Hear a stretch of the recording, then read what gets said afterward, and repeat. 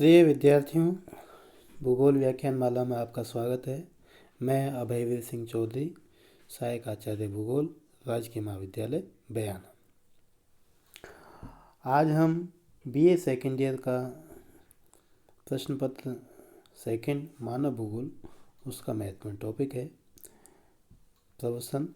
तो इसमें हम प्रवसन के विभिन्न प्रकारों के बारे में अध्ययन करेंगे। क्वेश्चन इस प्रकार से आता है कि जनसंख्या प्रवसन के विभिन्न प्रकारों को निरूपित कीजिए। तो हम देखते हैं। सबसे पहले हम समझेंगे कि प्रवसन माइग्रेशन क्या होता है। तो सामान्यतः जब मानव या जन समूह विभिन्न प्रतिकर्षक अथवा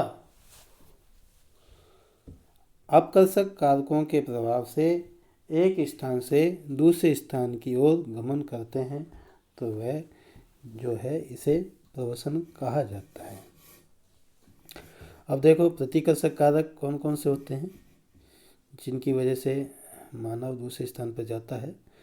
बेरोजगारी, रहन सहन की निम्न दशाएं, प्रतिकूल जलवायु इत्यादि के कारण मानव या जनसमूह में उद्गम स्थान को जो है कम आकर्षित बनाते हैं। जबकि अपकर्षक कारक जैसे कि काम के बेहतर अवसर, रहन सहन की अच्छी दशाएं, शांति और स्थायित्व, अनुकूल जलवायु जैसे कारण गंतव्य स्थान को उद्गम स्थान की अपेक्षा अधिक आकर्षक बनाते हैं। इन कारकों के साथ साथ समय व स्थान के पहलू के आधार पर प्रवसन के निम्न प्रकार हैं, जिसमें हम देखते हैं प्रवसन के आधार पर समय के आधार पर प्रवसन के प्रकार। तो ये निम्न प्रकार के हैं। दैनिक प्रवास, जिसमें प्रतिदिन अपने रोजगार के तहत जनसमूह ग्रामीण या उपनगरीय क्षेत्रों से नगरीय क्षेत्रों में कार्यालयों में जाते हैं, वह पुनः निवास स्थान पर लौटते हैं। तो ये दैनिक प्रवास होता है कि जो है खास तौर पर ये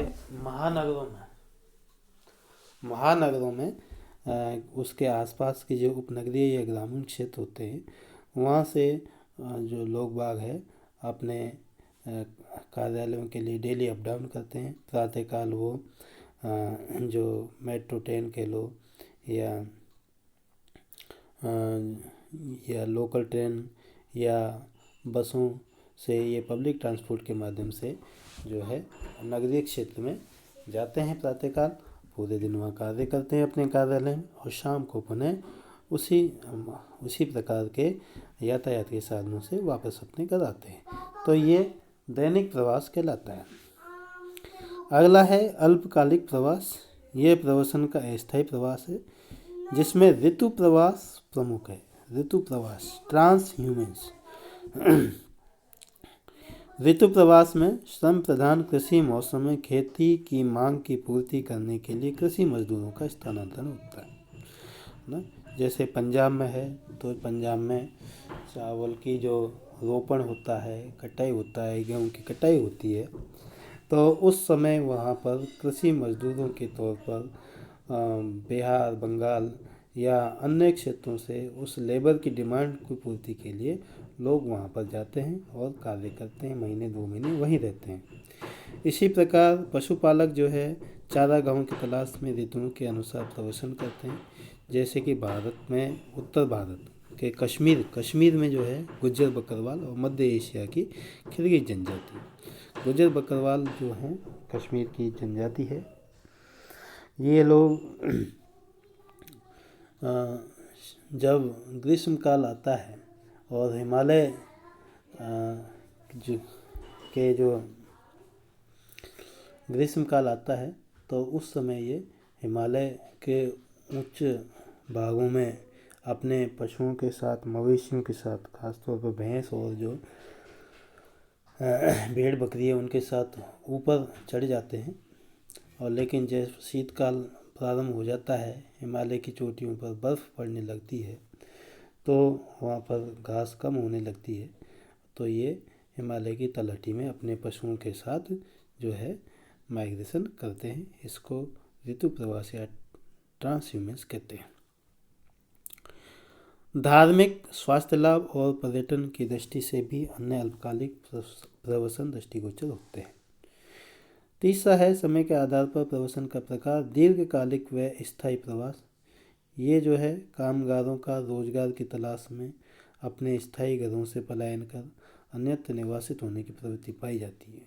रोजगार की तलाश में जब व्यक्ति या उसका परिवार अपने घरों से पलायन कर अन्यत्र स्थायी तौर पर रहने लगता है तो ये दीर्घकालिक व स्थायी प्रवास कहलाता है। तो हमने ये समय के आधार पर देखा है। अब स्थान के आधार पर हम प्रवसन के प्रकार देख रहे हैं। भौगोलिक दृष्टिकोण से स्थानिक मापक महत्वपूर्ण होता है, जिस आधार पर स्थानीय व अंतर्राष्ट्रीय प्रवास प्रमुख है। सबसे पहले है स्थानीय प्रवास, जो कि मुख्यतः विश्व के कृषि प्रधान देशों में पाया जाता है। और कृषि प्रधान देशों में इस प्रकार का प्रवास ग्राम से ग्राम की ओर, ग्राम से ग्राम की ओर अधिक कृषि उत्पादकता वाले क्षेत्रों की तरफ, है ना, कम कृषि उत्पादक से अधिक कृषि उत्पादकता वाले क्षेत्रों की तरफ जो है इस प्रकार का प्रवास होता है। देखो ये किस प्रकार से होता है कि रोजगार की तलाश व कृषि पशु उत्पादों के विपणन की दृष्टि से ग्राम से कस्बों तथा कस्बे से छोटे शहरों की तरफ प्रवास होता है। इस प्रकार ग्राम से निकटवर्ती कस्बा और कस्बे से नगर तथा नगर से महानगरों की ओर प्रवास का क्रमिक विकास सोपानी प्रवास कहलाता है। आज विभिन्न राष्ट्रों के राजधानी नगर शक्तिशाली चुंबकों की भांति आर्थिक व प्रशासनिक कारणों से प्रेरित नगर से नगर की ओर प्रवास को अपनी तरफ आकर्षित कर रहे हैं। इन महानगरों का आकार अनुपात से अधिक बड़ा होता जा रहा है, जबकि उसी प्रदेश के छोटे नगरों की वृद्धि रुक सी गई है। एक ही राज्य की प्रादेशिक सीमा के अंदर होने वाले इस प्रवास को अंतर्राज्यीय प्रवास कहते हैं। कभी कभी नगर से प्रवास की दिशा विरल जनसंख्या वाले उन ग्रामीण क्षेत्रों की ओर होती है जो नए विकास कार्यों, विशेष रूप से कृषि, खनन आदि में लगे हैं। इसको रिवर्स माइग्रेशन कहते हैं, है ना, कि नगर से विरल जनसंख्या वाले ग्रामीण क्षेत्रों की ओर जो प्रवास होता है उसको रिवर्स माइग्रेशन कहते हैं। इसके परिणाम स्वरूप ग्रामीण जनसंख्या तथा कृषि संसाधन आधारों के बीच अधिक संतुलन विकसित होने लगता है। दूसरा है जो है स्थान के आधार पर प्रवसन का दूसरा प्रकार है अंतर्राष्ट्रीय प्रवास। देशों तथा महाद्वीपों के बीच प्रवसन को अंतर्राष्ट्रीय प्रवास कहते हैं। एक ही महाद्वीप में एक देश से दूसरे देश में काफ़ी संख्या में लोगों को गृह युद्ध, राजनीतिक अशांति या पर्यावरणीय ह्रास, जो कि कम सामान्य है, के कारण दूसरे देशों में जाना पड़ता है। इस प्रकार का प्रवसन कम समय में ही एक देश के जनसंख्या प्रतिरूप में परिवर्तन ला देता है। अंतर्राष्ट्रीय प्रवसन का दूसरा प्रकार एक महाद्वीप से दूसरे महाद्वीप में प्रवसन के रूप में निरूपित किया जाता है, जो आदिकाल से दृष्टिगोचर है। इससे ब्रेन ड्रेन की नई अवधारणा उत्पन्न हुई है।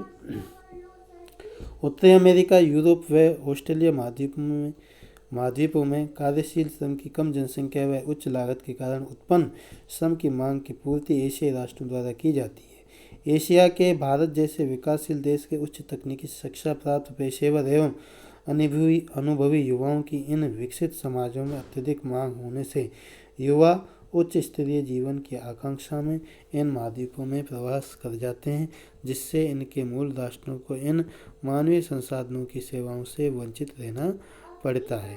इस प्रकार प्रवास के ये विभिन्न प्रकार मनुष्य और संसाधनों के बीच बेहतर संतुलन प्राप्त करने की दिशा में एक स्वतः स्फूर्त प्रयास है। तो विद्यार्थियों, हमने आज की इस व्याख्यानमाला में प्रवसन के विभिन्न प्रकारों को निरूपित किया है। दो आधारों पर हमने इनका विभाजन किया है, समय के आधार पर और स्थान के आधार पर। समय के आधार पर प्रवास जो है दैनिक प्रवास, अल्पकालिक प्रवास तथा दीर्घकालिक व स्थायी प्रवास होता है। स्थान के आधार पर प्रवास का विभाजन स्थानीय प्रवास, जो कि अंतर्राज्यीय प्रवास, एक ही राज्य में होता है तो उसको अंतर्राज्यीय प्रवास या प्रांतीय प्रवास कहते हैं। दूसरा जो है अंतर्राष्ट्रीय प्रवसन कहलाता है। धन्यवाद विद्यार्थियों।